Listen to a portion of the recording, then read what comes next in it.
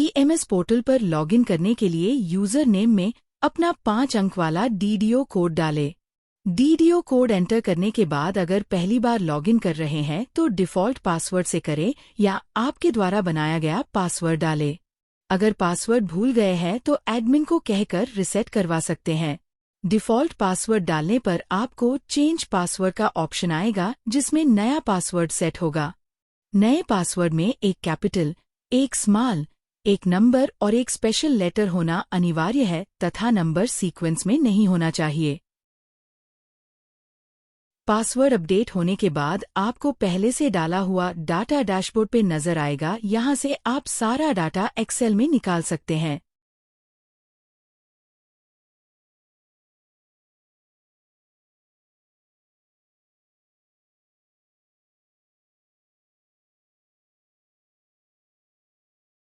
आप office update option से अपने ऑफिस की डिटेल्स अपडेट कर सकते हैं। यहाँ अगर डीडीओ बदल गया है तो उसका नाम, मोबाइल नंबर एवं ईमेल आईडी अपडेट करें।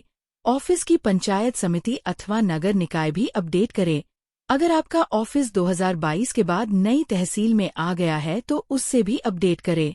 अगर आपको एक से ज्यादा ऑफिस के डीडीओ का चार्ज दिया हुआ है तो सभी के डीडीओ कोड से लॉगिन करके डाटा अपडेट करें एवं ऐसी स्थिति में सभी में आपका नाम डीडीओ के नाम पे आएगा।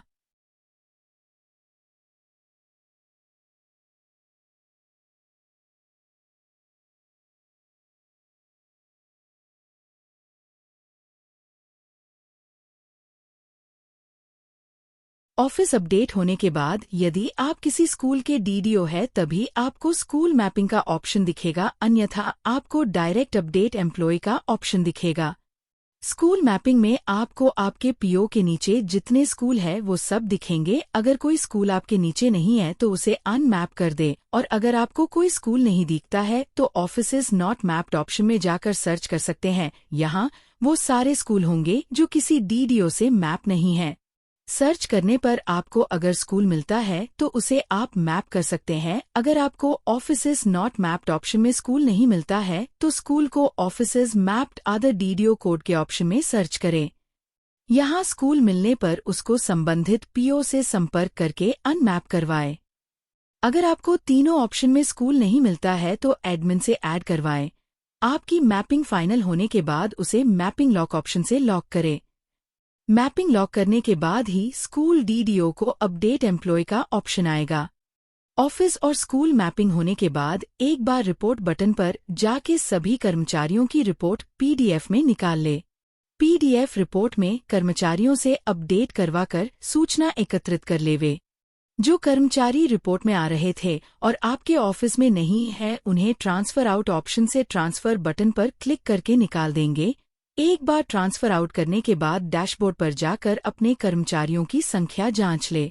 जो आपने ट्रांसफर आउट किए हैं वो आपके ऑफिस से हट जाएंगे।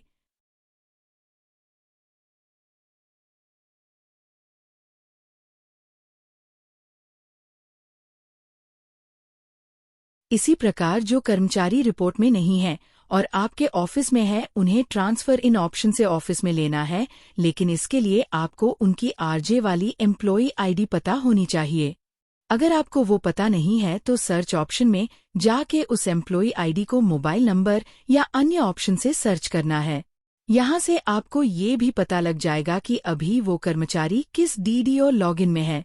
अगर सर्च करने पर आपको कर्मचारी नहीं मिलता है तो एडमिन या जिला मुख्यालय से संपर्क करें। कर्मचारी की एम्प्लॉई आईडी पता लगने के बाद उसे ट्रांसफर एम्प्लॉई इन ऑप्शन में जाकर सर्च करें। सर्च बटन पर क्लिक के बाद आपको कर्मचारी का विवरण दिखेगा। इसे वेरीफाई करके सबसे नीचे ऐड बटन पर क्लिक करके इसको आप ऐड कर सकते हैं। इस प्रकार जितने ऐसे कर्मचारी हैं जो रिपोर्ट में नहीं थे उनको ऐड कर लेंगे।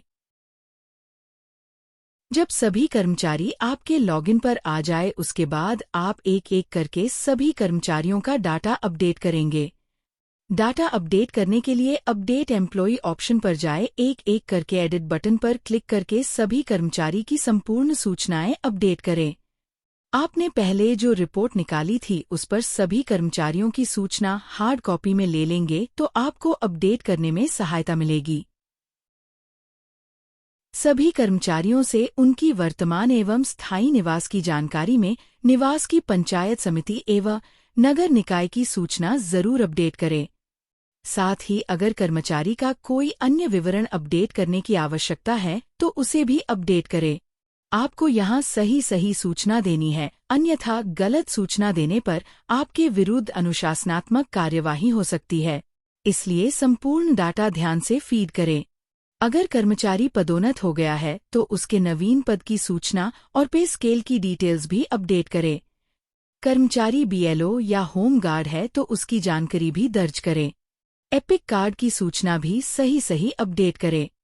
आपको यहाँ बैंक की डिटेल्स अपडेट नहीं करने दिया जाएगा। अगर ये गलत आ रही है तो IFMS से पे स्लिप की डिटेल्स के द्वारा आप प्रशिक्षण के समय अपडेट करवा सकते हैं। प्रत्येक कर्मचारी का डाटा अपडेट करने के बाद आपको नीचे सेव बटन पर क्लिक करना है, तभी उस कर्मचारी का अपडेटेड डाटा सेव होगा। डाटा लॉक करने से पहले आप चाहे जितनी बार कर्मचारी का डाटा अपडेट कर सकते हैं। जब सभी कर्मचारियों का डाटा अपडेट हो जाएगा तो एक बार फिर से रिपोर्ट ऑप्शन पर जाकर PDF में रिपोर्ट निकल लेंगे। इस रिपोर्ट को एक बार कर्मचारियों से वेरीफाई करवा लेंगे। जब डाटा वेरीफाई हो जाए उसके बाद ही हम इसे लॉक करेंगे।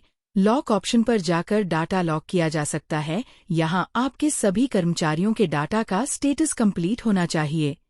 लॉक होने के बाद आपको वापस रिपोर्ट ऑप्शन पर जाकर फाइनल रिपोर्ट की PDF फाइल से प्रिंट निकालकर उस पर DDO के हस्ताक्षर और सील के साथ जिला निर्वाचन या जैसा आपको आदेश दिया है वहां भेजना है। इसके बाद ही आपका कार्य पूर्ण माना जाएगा। लॉक होने के बाद अगर किसी कर्मचारी का स्थानांतरण, ज्वाइनिंग या नई ज्वाइनिंग होती है तो जिला मुख्यालय को आप सूचित करेंगे। धन्यवाद।